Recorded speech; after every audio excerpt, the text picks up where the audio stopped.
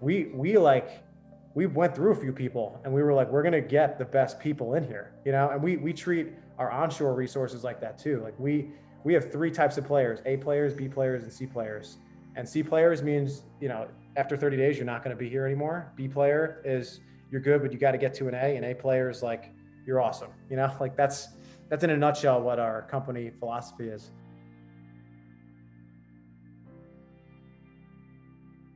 All right, guys, welcome again to another amazing episode. Today we have Frank Scappaticci.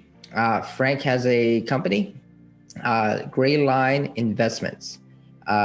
So they started this pretty recently, but it's a little bit from our traditional guests.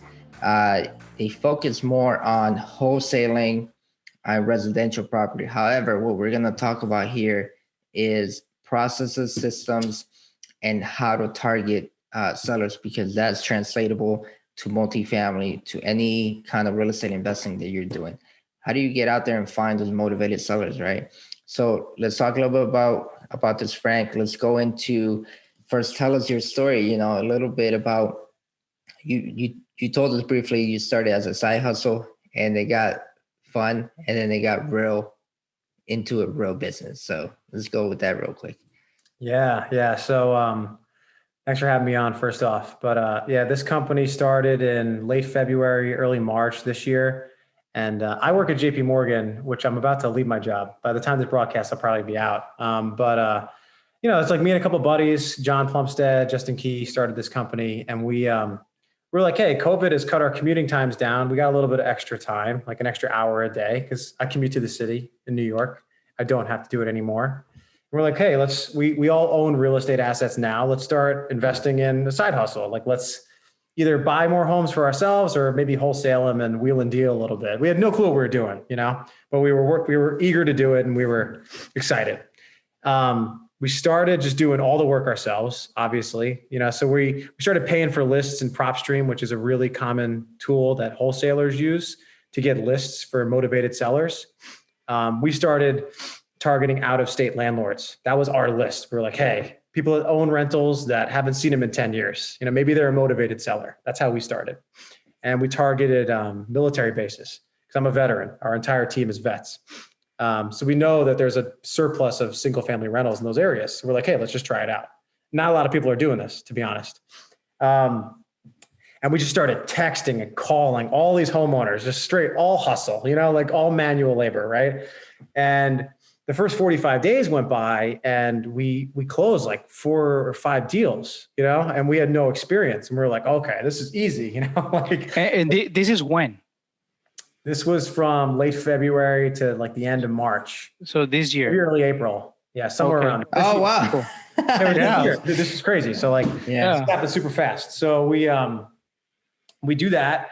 And then we're like, oh, wow, like we're amazing. And, we think we're way better than we are. Like, to be honest, like we probably got lucky to a certain extent. But then we started seeing the light at the end of the tunnel, which is like, quit your full-time job, have a little bit of control over your schedule, all the things that all the gurus say are going to happen if you're great at investing in real estate. We were like, oh, we can do it, and we still can, right? We're doing well, but it's hard. But anyway, then we're like, okay, we're going to scale. We hired a couple of virtual assistants.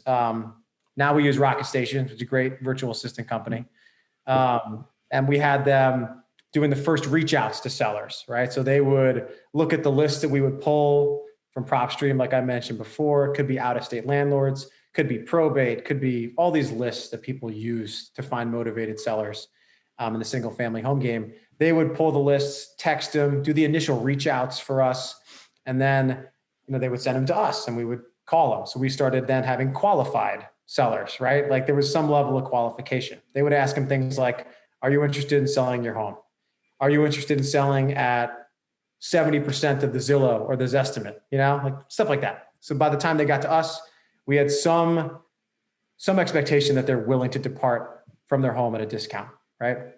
So we did that. And then we just started spending a lot more money on marketing. Then we were spending more money on lists. We expanded it to a bunch of different cities. Now we're in 13, because we just went into Pensacola last week, Florida. And now we're pulling in, last month we started the month with 30 homes under contract.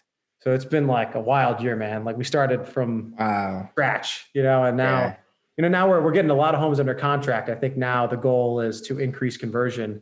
Cause like any wholesaler, I don't know if you guys have covered this before, but most wholesalers don't close every single deal they put under contract. Like I don't know if that's a dirty secret or not, but we might put 30 homes under contract and close 20, and right now I want to get our conversion rate up or our contract to close rate up. I think we're kind of shifting focus in our business. We're getting good at finding deals. Now we got to get better at increasing the percentage of the ones we close or buy ourselves, because we do some. Yeah. Let me ask you this. I'm curious, Oscar. Sorry, man. You usually go, but I'm curious to know, because we always talk about the virtual assistants and the cold callers as to make it systematically. But how? Okay, so instead of focusing on how you vet those guys, right, is how do you train them to do exactly what you want? So talent, just like any hiring practice, is the most important thing. And what I found in virtual assistant companies, when you first start going to them, at least in our experience, they're going to staff you with who's like on the bench, like who's not working, right? And sometimes who's not working is sometimes not the best person they have available. I think there's it's like consulting in financial services. Like there's an incentive to get your people that are not as active, like off the bench and start having billable hours. So I think what we did, to be quite honest with you, is we went through a few people and we were like, we're going to get the best people in here, and we treat our onshore resources like that too. Like we have 3 types of players: A players, B players, and C players. And C players means, after 30 days, you're not going to be here anymore. B player is you're good, but you got to get to an A, and A player is like, you're awesome. Like that's in a nutshell what our company philosophy is.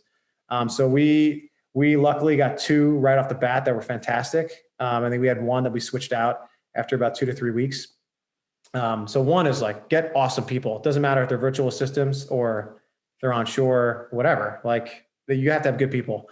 The second thing is like, you have to have scripts. Like we joined a mastermind / education group called the 80/20 Academy. And in that group, they have people come in, they give you advice on how to put scripts together for your virtual assistants, how to build your processes out, how to like store all that stuff on your Google Drive and have them consume it and digest it. And honestly, we kind of just like copied and pasted their course and just did what they said, like they gave us like 80% of the solution. We just curtailed it to our client base. Because we're in military markets, most of our client base is like veterans that have owned the home for 20 years and they just kind of want to get rid of it. Maybe they had a bad tenant, the home's in disrepair. So we were like, oh, maybe we adjust our scripts to match that persona, because that's most of the time who we were dealing with, at least when we started. But other than that, man, like, I guess the advice is like, find someone who knows more than you do, even if you have to pay for their advice, and just do what they do. Yeah. That's what we did. Yeah. And what was the company that you used? You mentioned the company that they were great. Oh, Rocket Station. Okay. Yeah, that's good to know. Really good. Okay. And they focus on real estate? They do. I think they do a little bit more in real estate, but from what I can tell, like it seems like 80% of their clients are real estate investors. Okay. And these are guys, the cold callers or the virtual assistants, are they based in the US or overseas? In our case, they're based in the Philippines. I mean, they do everything for us, from cold calling to texting. We use texting as a marketing tool. They'll cold text. One of the virtual assistants is actually turning into like our chief of staff. So she actually, like when we get something in the contract, she actually like kind of follows it through and makes sure it's like clearing title, like all the walkthroughs are booked. So she's actually handing like all what I would look at as like the middle office business, the front office operations. And she's doing all the middle office coordination. And, most people, I wouldn't know if I don't think that's a COO role necessarily, but she's kind of like close to that. I don't know. So I'm calling her chief. Like an executive assistant, which is a virtual assistant. That's another. That's kind of what we're working on right now. Yeah. Because the idea would be that assistant is managing some higher level maybe some lower level VAs or some lower level systems.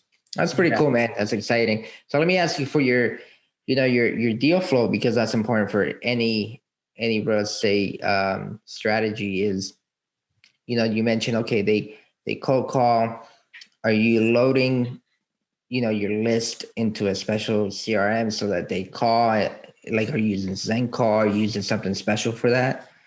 Yeah, we're using, for text, we use SHERPA. That's been our number one lead generating tool. Most people think like text is dead, but for whatever reason, it's working for us. So we use text, and we use SHERPA for that.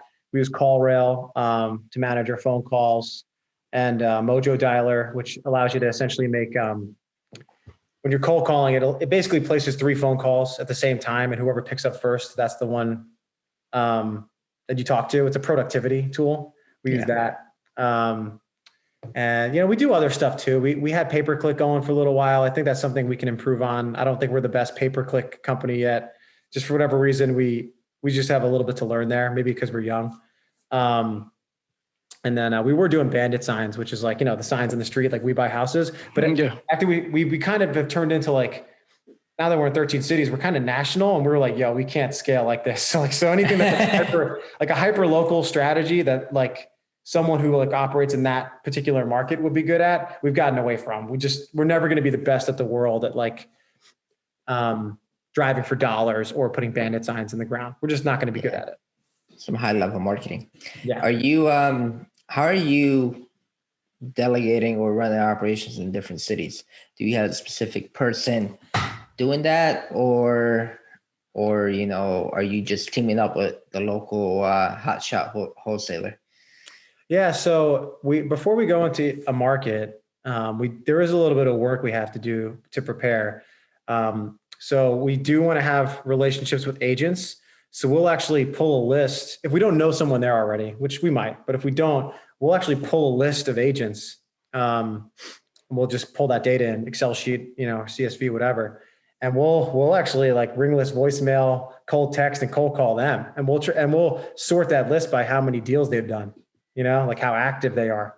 Because we want to deal with agents that have worked with investors or cash buyers before. So we'll try to reach out to them and forge relationships. And we tell them like, hey, if we put a home and our list price as a wholesaler is $100,000, you find a buyer that is willing to pay $105,000, like that $5,000 is yours, like that's up to you. And then if we misprice a deal, maybe we negotiate with them a little bit. Like, hey, maybe we messed up, maybe you could take $2,000 of our fee or whatever makes sense. We try to be fair. So that we just keep them motivated. I mean, honestly, with financial compensation, because I think agents are busy. I think they need that to do the work for you. And then when we buy homes, because we do a couple of flips, I got one I'm closing on in North Carolina soon. We'll have the agents like run the CMA, all the comps, the comparables for us. And then we'll just tell them like, hey, we're going to list this with you. Thank you for your help with all this stuff. And they'll help us monitor the rehab as well. That's sweet. You're leveraging other people's time. So that's perfect. Yeah. German, what you got? No. In regards to the market, what markets are you focusing on right now? I mean, I know, and you mentioned it was around military bases, but what are those cities or those markets that you're focusing on? Yeah, I'd say the most active ones for us now, which is Killeen, Texas, is I think where we've done the most deals, which is Fort Hood. It's like an hour outside of Austin. And there's actually a lot of wholesalers there, New Westerns there. It's busy. And Clarksville, Tennessee is a good market for us. Fayetteville, North Carolina, another military based town. We're in Columbus, Georgia, which is Fort Benning. We're now in Cape Coral, Florida, which is like, not just, there's like naval bases and stuff there, but that's more of like there's also like an Airbnb market there. And there's other stuff going on. We're in San Antonio. There's actually 4 bases in San Antonio. And we just went into Pensacola, like I said.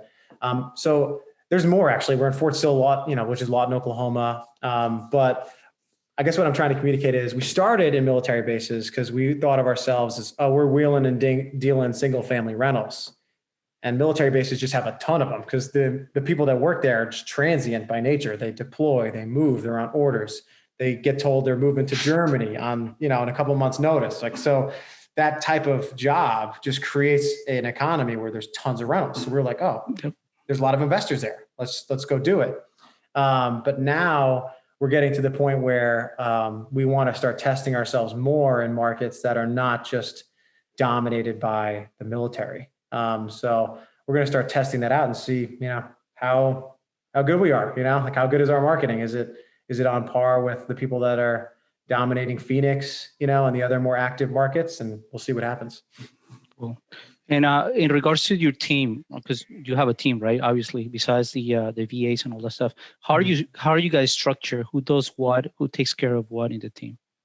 Yeah. So right now, our head of, I think we're going to call him Chief Revenue Officer, is actually my partner, John Plumstead, and he's kind of like the brainchild in our company for like, how do we find the deals? That's like, he just loves finding deals. So he's like, when we started the company, he was like, guys, like, this is what I want to do. Like, let me do this. We're like, yeah, sure, man. Like, you're passionate about it, and he's good at it, right? I think he's really good at finding deals. I've been managing contract to close after we kind of reshuffled the org recently.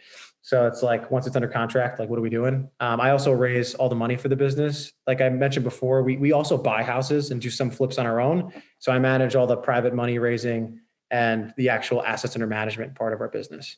But I'd say between us, it's pretty flat. You know what I mean? Like I'm on the CEO on paper, but I'd say like we are very much like 50-50 partners at this point. And it's cool because we go back. Like, we were teammates on the Army football team 10 years ago. We played the same position. So like I've known him for a long time. Yeah. So if it wasn't even, we're too competitive with each other, it would become ugly. Like I don't know, we'd have to wrestle or something if one of us tried to like take control of the situation too. Yeah. So let me ask you this: you're doing wholesaling, you love it. Why stay in residential and not scale up to apartment buildings? Because we've interacted with tons of wholesalers in that niche, and there is a niche for it. There's a space between, depending on the market, but usually under 50 units. So have you thought about it, or why not? Yeah, we've had people say, oh, you have this big investor list. Like, why wouldn't you be interested in syndicating or doing this, or, other revenue streams that we can create, or other products? And I think maybe down the road we will, but I think we're just young, like we're only 7 months old. Yeah. So it's like we have all this positive momentum, but I wouldn't call us like experts, or like the future is completely certain, like we're constantly reinvesting and improving our company through training, education. Like, we paid for John Martinez's sales training for everyone in our company. Like, we're constantly doing that stuff. So it just feels too early for us to kind of ignore or take focus away from the core process and the core product.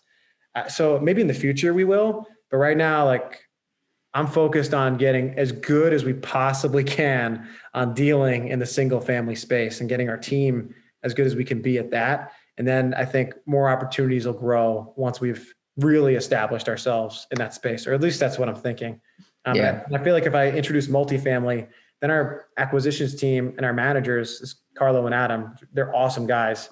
Then they're going to have to learn how to price multifamily, okay, what messaging works for multifamily investor? Blah, blah, blah. And then the business reason I'll give is, in single family, I think there's a little bit more inefficiency in price, meaning you're just dealing with out-of-state landlords, homeowners, this, that, and the other. And there's more opportunity, I think, to get a bigger spread on just simply the purchase price. Most multifamily operators, even if it's underperforming, right? Maybe it's not doing that well. Maybe it could be a cap, and it's like operating at a 5, right? Like, that person is usually still an investor. You know what I mean? So I think there's a little bit of price arbitrage that you can take advantage of in the single family space, where in the multifamily space, it's like, in this market, it's a 5 cap, and then you have to pay this price and improve it and blah, blah. I don't know. So I think our negotiation is a strength of ours. And I think in the single family space, you can really take advantage of that. No, I see where you're going with that. There is a sophistication to the multifamily investor. Yeah. It'll be harder to negotiate. It definitely is. Whatever the cap is, it is. Like, you can probably get lucky once in a while and hit home runs, but I think in that space you're hitting singles and doubles. No, and that's important, that you focusing on your niche, and you're not going chasing, the shiny objects. The shiny objects everywhere. Like, oh, I heard about multifamily, go out there. So that's very important. You guys are I mean, if you guys are good at it and you have a good deal flow, that's very important. So yeah, stick with it. And like I said, the systems that you guys have was helping you guys out, create the business and flourish in, I mean, 6 months, right? You're 6 months old. That's pretty important. Yeah, I guess 7 now, but yeah, 7. Yeah, that's pretty cool, man. Yeah, that's awesome. So let me ask you about your, exit strategy. So you have investors, right? Mm-hmm. How are you finding your investors to offload the properties, right? Yeah, it's very similar now to how we actually find sellers. We've evolved into using essentially the same marketing tools. So just how we pay for lists for sellers, out-of-state owners get a list of 1,000 people. We reach out to them via text, ringless voicemail, cold calling. We kind of like evolved to the same thing with cash buyers. We pull a list of cash buyers, how many per market, how many deals has this buyer done from a cash purchase perspective in the last 5 years. We'll pull that up. We'll sort the list. We'll skip trace them, which is essentially means we're pulling their phone numbers. So once you get their address and their contact info, then you upload it into Lead SHERPA and you're like, hey, then you get all their phone numbers or whatever and their email. And then we reach out to them directly. But on the buyer side, there's less people we reach out to. Like when we go to Pensacola, we might reach out to 20,000 homeowners. We're not going to reach out to 20,000 cash buyers. There's just not that many, right? So there's a little bit more relationship building and touch there, just based off of the person you're dealing with and the volume of people you're dealing with. And something we're working on is qualifying cash buyers. There's a lot of people that want to own real estate, but they don't understand how a wholesale transaction works. Like it's a cash purchase most of the time in our business. And coming up with $100,000 is not that easy if you don't know how to do it or you're really wealthy, right? And in most cases, people are using hard money or private money to buy our deals. And we're learning that if you don't qualify people up front, it makes your process really difficult as you're trying to sell the home, and your walkthroughs and just getting them to the finish line becomes really hard.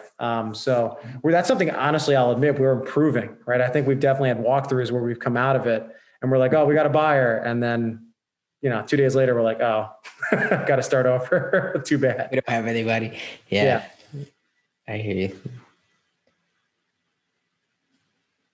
Can you hear? No. Sorry. You mentioned that that you guys raise money, right? But you guys don't do syndication. Can you dive into that as well? Yeah. So when we buy a property, our strategy is we want to buy homes that need $10,000 or less of rehab work, but we're winning on price, right? So something, let's say it's worth 150 grand, the house, on the ARV or the resale value, and we get it under contract for 100, needs 10 grand of work or less, we'll buy that. We'll be like, okay, fine. Like we'll purchase that home instead of wholesaling it. And then I'll raise the money for it. So what we basically do is we'll put like a pitch deck together. Like, hey, here's the overview of the deal. I have a list of private money lenders that I've developed relationships with over the last year or so. And I'll go to him. Let's say his name is John. I'm like, hey, John, I got this deal. I want to raise 100 grand for this deal. I'll cover the rehab. You just cover the purchase price. And I'll pay them a fixed rate of return on their money. And the way I structure my deals is I don't try to like nickel and dime them on interest rate. Honestly, like I kind of just keep a flat fee for everybody or a flat rate for everyone. I give them 9% on their money, and I guarantee a minimum of 3 months interest for them of interest payments. So that way, because our rehabs are so light, if I close the deal in 2 months or less, then he still gets that third month, right? That incentivizes them to kind of roll the money forward with us for another deal so I can re-raise it later. Because our goal when we do flips is like to get things done fast. Like we are not trying to be the company that adds the most value or does a $50,000 or $80,000 rehab. Like I don't live where these homes are. So I admit we're not going to be the best at those deals, but sometimes we win on price so well that we're like, hey, let's just buy it. Let's do it. And that's like opportunistic of us. Some people have told us like, hey, focus on what you're good at, focus on wholesaling. But sometimes like, I guess we can't help ourselves. We're like, all right, let's just buy that one. We'll try to get all the margin out of it, Yeah. No, that's really good. I'm intrigued, man.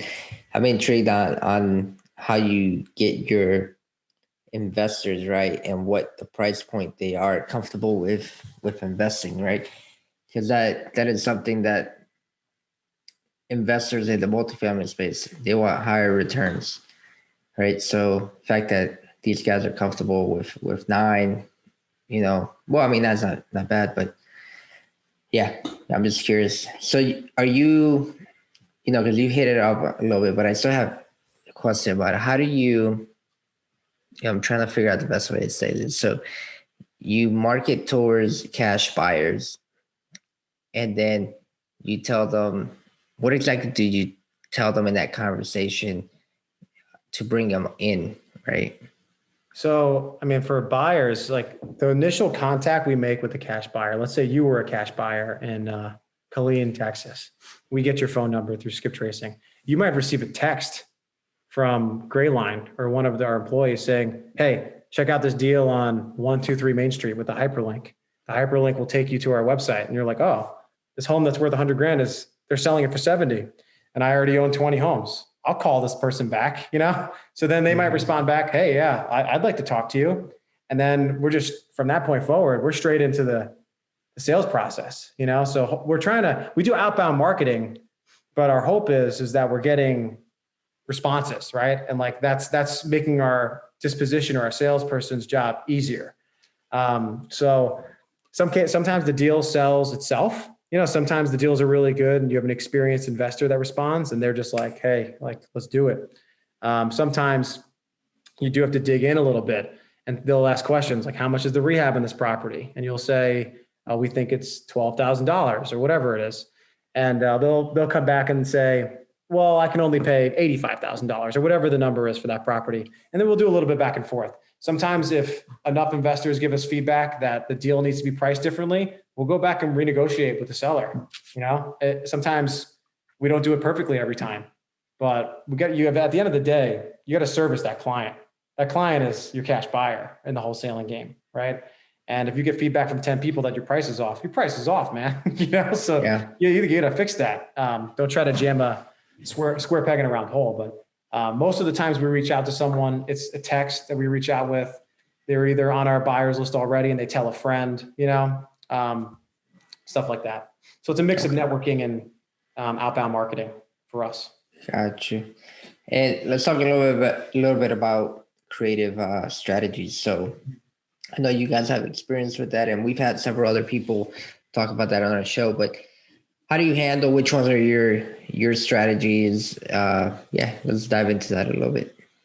Yeah. And so we've done a few of these. I wouldn't call us experts yet, but we do it. I'll give an example of a deal we did. We like subject to. Subject to financing is essentially when you reach out to a seller, they tell you they're motivated, they want to sell their house, and you offer to take over their existing payments, right? Their principal, interest, taxes, insurance. I'm going to take them over. This is good in situations where maybe the cash offer you're giving them is they're like, oh, I can't sell it to you at that price because I owe more than that cash price, right? So in those situations, we say, okay, let's do subject to. That way we don't have to give all the cash out of pocket. We can still get you the price that you want. And the way we position it is we can get you this price, but we're going to give you your equity over time or like whatever. Like they'll eventually going to get their loan paid off.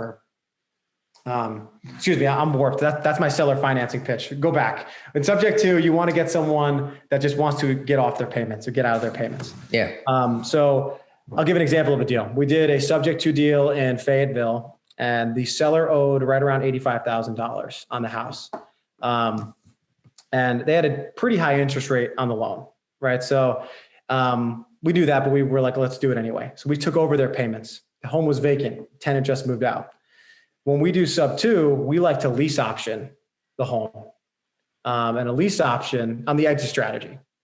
And the lease option side, we're looking for a tenant to move into the home, and they come in and they start paying market rent.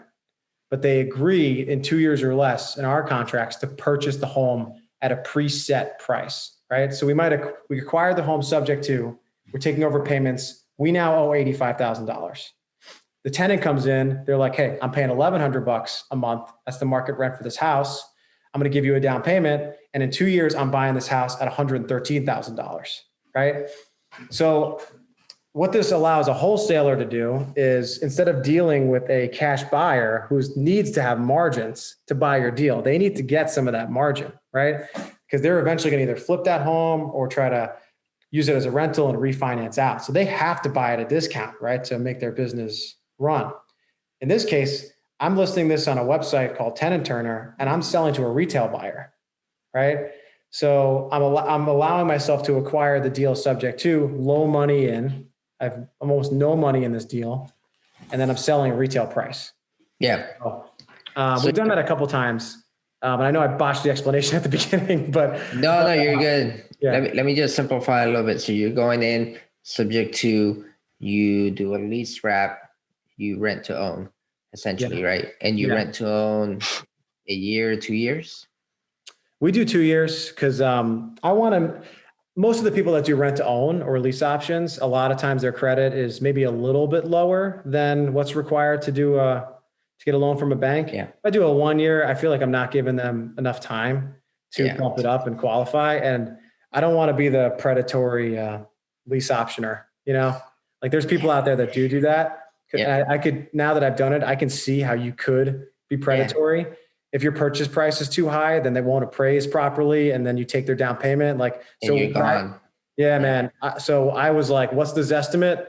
That's the list price, and honestly, for that deal, we sold it at 113. The Zestimate went up to like 127, like the next month. So like, I probably left money on the table, but I'm not in the business of taking people's money and them being up the river. Like we've said, that's not our business. Yeah. I agree with you, man. There's people's models who are that right there. I mean, they'll get you into an agreement, they'll take your money, you can't make it, and now you're out of your money. Yeah. Because they give a down payment, and you kind of look for like about 10% down on the lease options. I took Blair Halver's training. That's what he says, right? So I'm just going to learn from the best person and just do what he does. He's kind of known as like a guru in the space. So that's what we did. But I don't want to take that 10%, and start the process over in 2 years. I want to sell the home. I want this person to move into the home and live in the home, and everything to work out in accordance with the contract, how it was written. Because I think as you build a business and scale, like you do enough shady transactions, it's going to catch up with you, and it's like, why be an entrepreneur and do that anyway? It's like, I hear you. Yeah. And reputation's everything in real estate too. So I hear you. Yeah. And so I'm curious to know, and you kind of went over it, and I like what you're saying, about not being predatory and all that. We've dealt, and not only that, but we did a little bit of wholesaling as well, my brother and I, and we've dealt with a lot of wholesalers that, and I don't know, I'll give them the benefit of the doubt. They don't have the experience. They're the new guy that's always, they read a book on wholesaling. Now they call themselves wholesalers, and they never leave meat on the bone, for the investor. How do you guys differentiate from other wholesalers? I mean, put it out there so you get more clientele and all that. I mean, I think our criteria kind of became, if we wouldn't buy it, we don't sell it. I think we try to really embody that. We've actually changed our acquisition strategy numerous times. We started with our max offer price for a cash deal at 75. We bumped it down to 70% ARV.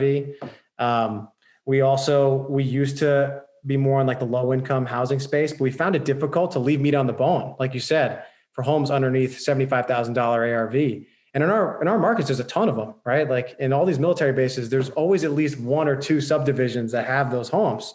And we just recently were like, hey, we're going to stop doing this, because at the end of the day, your buyer tells you what the market value of those properties are, right? Mm-hmm. And if you start seeing yourself struggling to sell a certain type of deal, because you might not be having a deal, man. like don't blame the client. It's you, right? So I think you can't be perfect, right? Like if you're doing a lot of volume, you're not going to bat a 100%. Every single deal might not be perfect, but you have to be constantly reinforcing that client feedback loop, right? What is the client telling us every month? Okay, let's tweak our acquisition strategy based off of what they're saying, So I think that's what differentiates us is we've only existed 7 months, but we're tweaking this thing all the time. Like we are really working on this deal machine to get it as good as we can And it might take 2 years, it might take 3 years, but whatever. But our attitude is we're just going to be tweaking it all the time until we get it right. Awesome. No, that's great stuff, man. I appreciate you coming on this show and giving us a different perspective from what we usually get.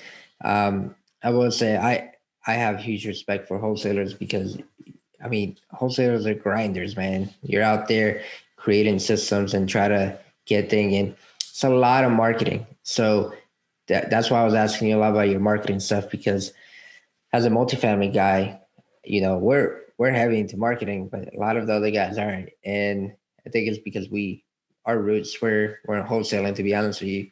Yeah. So no, I appreciate that, man, and you giving our audience a different perspective. Yeah, man. Could you wrap it up, tell the audience, where they can find you if they want to be investors and so forth? Yeah, man. So we have a Facebook page, Grayline Investments, Instagram, same name, Grayline Investments, or at Grayline Investments. My name is Frank Scappaticci. You can find me out there. My email is frank@Grayline Investments, GRAY. And yeah, man, that's probably the best way to find me, is one of those three things.